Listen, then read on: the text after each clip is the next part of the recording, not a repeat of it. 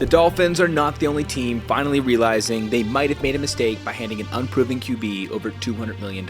At 26 years old and now in his 5th NFL season, it is now or never for Trevor Lawrence. Now, things were looking great here, but after starting 4-1, the Jags suffered back-to-back losses in which they failed to score more than 12 points. Look at it like this. Mike Sando of The Athletic put together what he calls the betrayal index. Essentially, it uses EPA to show you the gap between QB performance and the help he's getting. In this case, it's defense plus special teams. Look at how high Trevor's gap is on this list. The only QBs who've betrayed the other side of the ball more are CJ Stroud and Dylan Gabriel. Now, in Stroud's case, he's had no time to throw. Houston's completely new offensive line has been atrocious, and Dylan Gabriel still has a tiny sample size. What's the excuse for Trevor, though? The Jags brought in an offensive coach, drafted back-to-back first-round receivers, and have been above average on the other side of the ball. Look at the Rams game in London. The offense didn't score a single point until the game was over at 28-0. Trevor finished an abysmal 23-48, which shockingly hasn't been too far from average. Only Cam Ward has a lower completion percentage this season. Now, here's the weird part. There have been highs. Trevor was excellent in the Jags Week 5 win over the Chiefs, but that's kind of the point. Your $55 billion quarterback cannot come up big once every 6 games. If we've learned anything over his 5 seasons, it's that he has all the physical tools, but he's inconsistent and unreliable. The only way this can be fixed is if Liam Cohen helps Trevor on 2 key points. First, he has to start taking what the defense gives him. Anyone who watches the Jags week to week has to be pulling their hair out as Trevor continues to hold onto the ball and take drive-killing sacks. The other is just to be accurate. It sounds obvious, but it's not too much to ask from a top-paid guy. No offense in the NFL is getting in a rhythm with a sub 60% completion percentage. Now, if these don't happen and the Jags once again finish with a losing record, do not be surprised when they start shopping their franchise QB for pennies in the dollar. I'm Fred Michael Smith, and that's my take.